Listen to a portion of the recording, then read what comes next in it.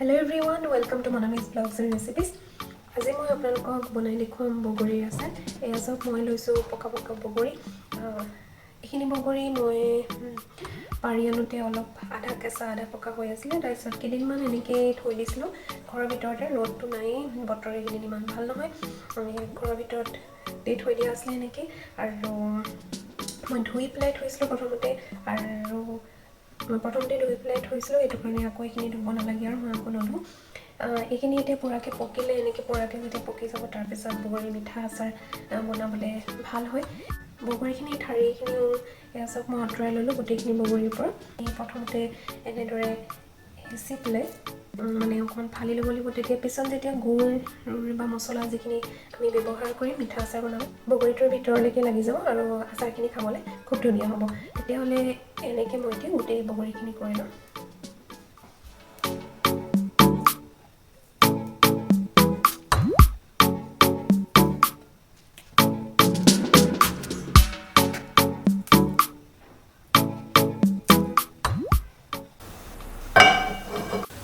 আচাৰখিনি বনাবৰ কাৰণে প্ৰথমতে শুকান মছলাখিনি ভাজি ল'ম অকণমান।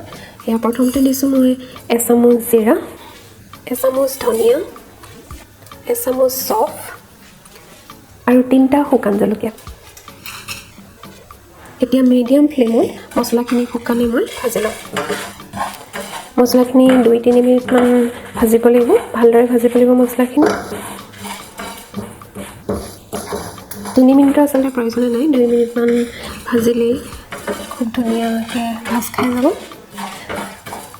আৰু গেছৰ ফ্লেম মিডিয়াম বা ল'ত ৰাখিব, তেতিয়া মছলাখিনি জ্বলি নাযায়, খুব ধুনীয়াকৈ ভজা হৈ যাব। তেতিয়া 2 মিনিট হৈ গ'ল, মই গেছটো অফ কৰি দিছোঁ আৰু এইখিনি ভজা হৈ গ'ল। এইখিনি এতিয়া মই ঠাণ্ডা হ'বলৈ দিম সম্পূৰ্ণকৈ। ঠাণ্ডা হোৱাৰ পিছত এইখিনি মই গ্ৰাইণ্ড কৰি ল'ম। চাওক, মই মছলাখিনি গ্ৰাইণ্ড কৰি ল'লোঁ। আপোনালোকে দেখিছে চাগে মছলাখিনি বেছিকৈ মিহি কৰি পেলোৱা নাই, অলপ গোটা নিচিনাই হৈ থাকিবলৈ দিছোঁ। কাৰণ মই বনোৱা আচাৰৰ ৰেচিপি যদি আপোনালোকে আগতে চাইছে তেতিয়াহ'লে দেখিছে মই আচাৰৰ কাৰণে যিখিনি মছলা বনাওঁ সেইখিনি অকণমান গোটা নিচিনাকৈ থাকিব দিওঁ, তেতিয়া পিছত আচাৰখিনি খাবলৈ খুব টেষ্টি লাগে। সেইটো কাৰণে আপোনালোকেও পাৰিলে কিমানটো জোখতে মছলাখিনি ৰাখিব। এতিয়া আচাৰখিনি বনাওঁ ব'লক। আচাৰখিনি বনাবৰ কাৰণে এখন পেন মই গৰম হ'বলৈ দিছোঁ। এখন গৰম হ'ল, এতিয়া মই ইয়াত দি দিম আধা কাপতকৈ অকণমান কম মিঠাতেল। এতিয়া তেলখিনি ভালকৈ গৰম হ'বলৈ দিম।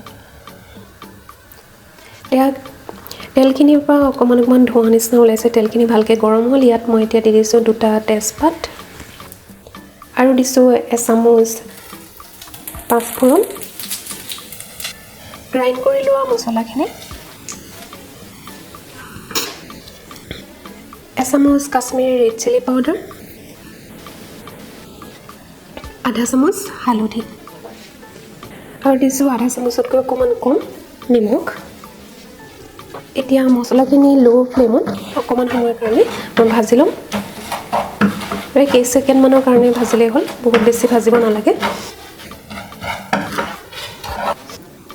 মছলাখিনি কেইছেকেণ্ডমান ভজাৰ পিছত 20 ছেকেণ্ডমান মই ভাজিলোঁ। ভাজি লোৱাৰ পিছত ইয়াত দি দিছোঁ মই আধা কাপ গুড়।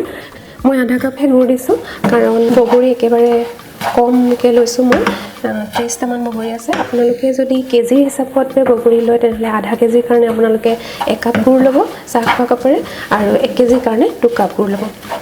এতিয়া গুড়খিনি ভালকৈ গলিব দিম আৰু মছলাখিনিৰ লগতেও ভালকৈ গুড়খিনি মিক্স হ'বলৈ দিছোঁ।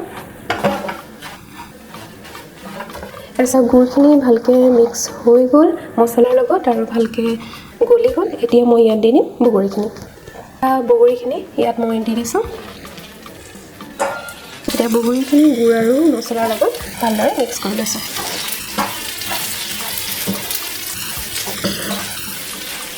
এতিয়া মই ইয়াত দি দিম অকণমান পানী।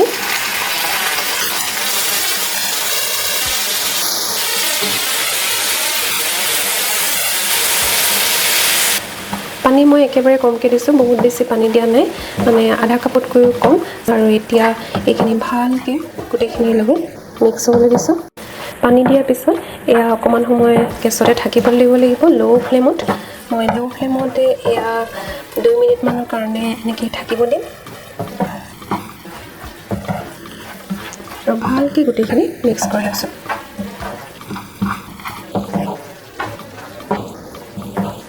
পানী একেবাৰে অকণমান দিছোঁ যাতে গোটেইখিনি ভালকৈ মিক্স হৈ যায় আৰু পানী দিয়াৰ পিছত গোটেইখিনি ভালদৰে মিক্স হ'বলৈ দিব আৰু 2 মিনিটমান ল' ফ্লেমত ৰাখিব এতিয়া মোৰ এইখিনি হৈ গ'ল কাৰণ গুড়খিনি বহুত যদি বেছি সময় ৰাখোঁ তেনেহ'লে আকৌ আচাৰখিনি টান হৈ যাব ইমানটো জোখতে মই এতিয়া গেছটো অফ কৰি দিলোঁ আৰু এইখিনি সম্পূৰ্ণকৈ এতিয়া ঠাণ্ডা হ'বলৈ দিম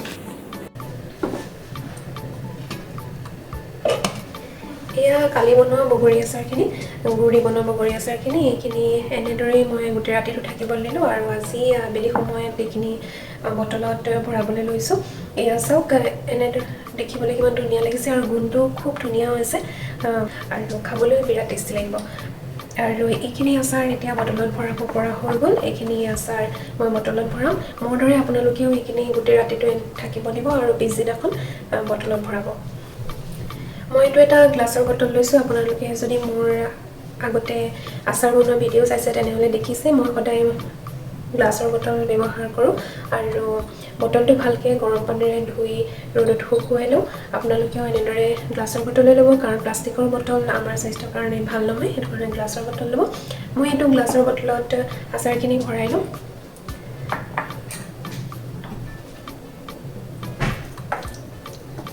এই আচাৰখিনি চাওক কিমান ধুনীয়া জোখত হৈছে বহুত বেছি টান হৈ যোৱা নাই বা বহুত বেছি গুড়খিনি একেবাৰে ঢিলাও হৈ থকা নাই একদম জোখত ৰৈছেগৈ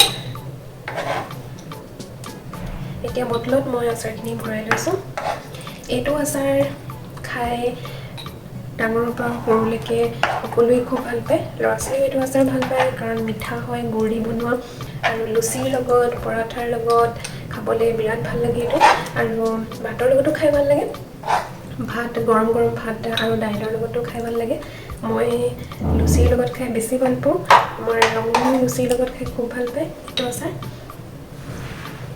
মই দেখুওৱা পদ্ধতিৰে আপোনালোকে যদি এইবাৰ বগৰী আচাৰ বনায় কেনে পালে মোক জনাব এনেদৰে বগৰী আচাৰ বনালে এই আচাৰ বহু দিনলৈকে ভাল হৈ থাকে এবছৰ 1.5 বছৰলৈকে ভাল হৈ থাকিব আপোনালোকে যদি বিচাৰে ফ্ৰিজতো থ'ব পাৰে আৰু ফ্ৰিজত নথলেও বাহিৰতো থ'ব পাৰে আৰু আজিৰ যদি এই আচাৰ ৰেচিপিটো আপোনালোকৰ ভাল লাগিলে তেনেহ'লে লাইক কৰিব কমেণ্ট কৰিব আৰু মোৰ চেনেলত যদি আপুনি নতুন তেনেহ'লে চেনেলটো ছাবস্ক্ৰাইব কৰি দিব আৰু কাষতে থকা বেল আইকনটো ক্লিক কৰি দিব আকৌ এটা নতুন ৰেচিপি বা ব্লগ লৈ আপোনালোকক আকৌ লগ পাম আজিৰ কাৰণে বাই বাই